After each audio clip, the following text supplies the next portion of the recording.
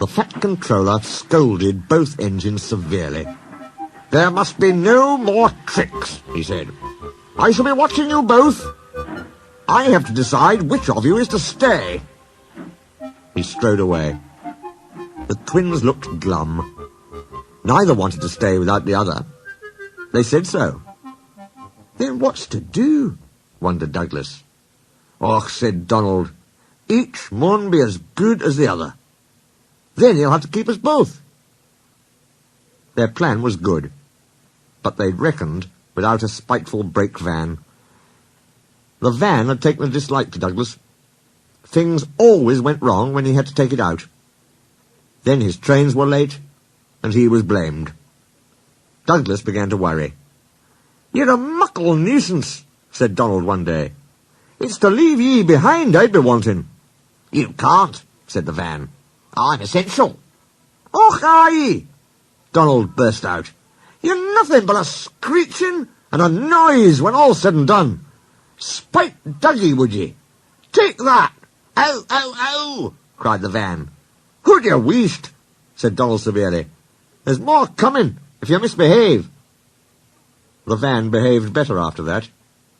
Douglas's trains were punctual, and the twins felt happier. Then Donald had an accident. He backed into a siding. The rails were slippery. He couldn't stop in time and crashed through the buffers into a signal box. The Fat Controller was cross.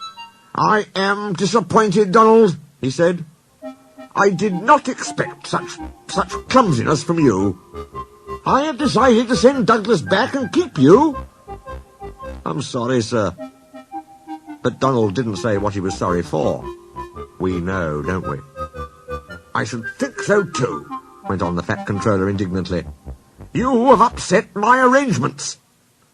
It is most inconvenient. Now James will have to help with the goods work, while you have your tender mended. James won't like that." The Fat Controller was right. James grumbled dreadfully.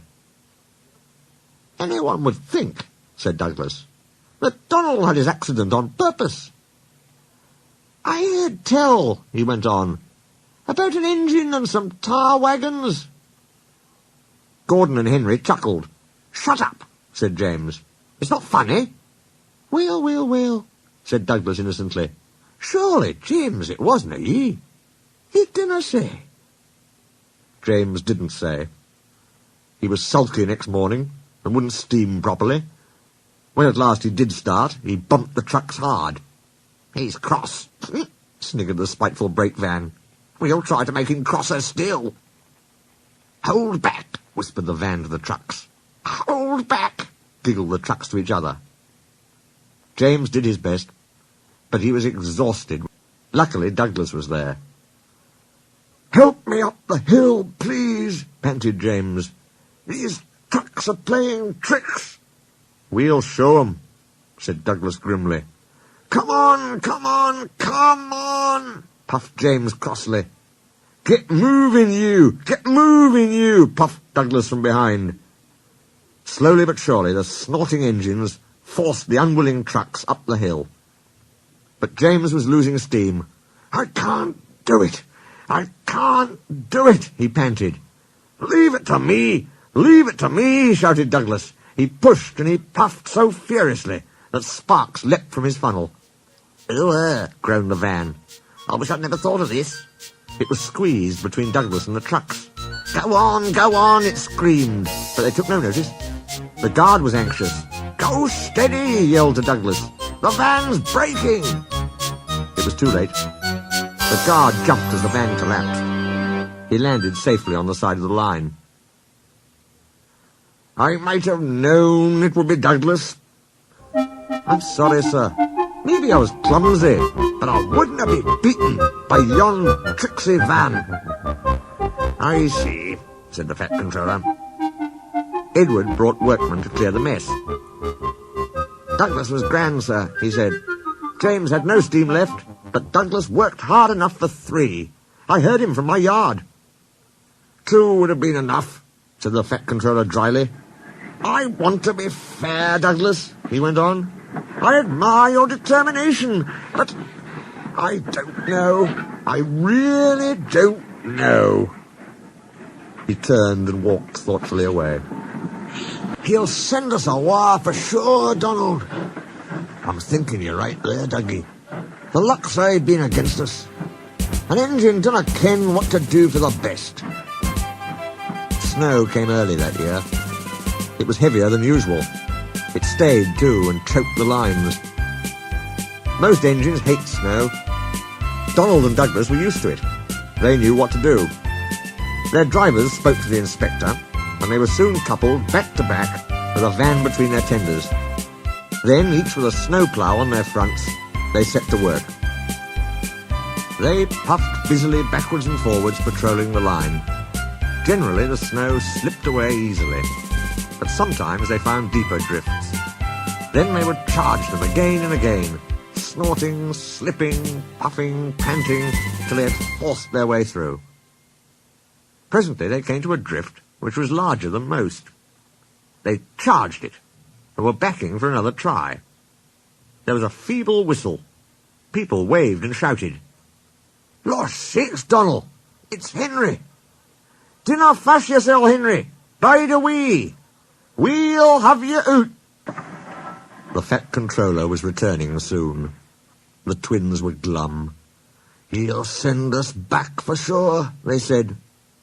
"It's a shame," sympathised Percy. "A lot of nonsense about a signal box," grumbled Gordon. "Too many of those, if you ask me." "That brake van, too," put in James. "Good riddance, that's what I say." "They were splendid in the snow," added Henry. "It isn't fair." They all agreed that something must be done, but none knew what. One day Percy talked to Edward about it. "What you need," said Edward, "is a deputation." He explained what that was. Percy ran back quickly. "Edward says we need a depot station," he told the others. "Of course," said Gordon. "The question is—" "What is a desperation?" asked Henry. "It's when engines tell the Fat Controller something's wrong and ask him to put it right." "Did you say tell the Fat Controller?" asked Duck thoughtfully. There was a long silence. "I propose," said Gordon at last, "that Percy be our, disputation." "Hi!" squeaked Percy. "I can't." "Rubbish, Percy," said Henry. "It's easy."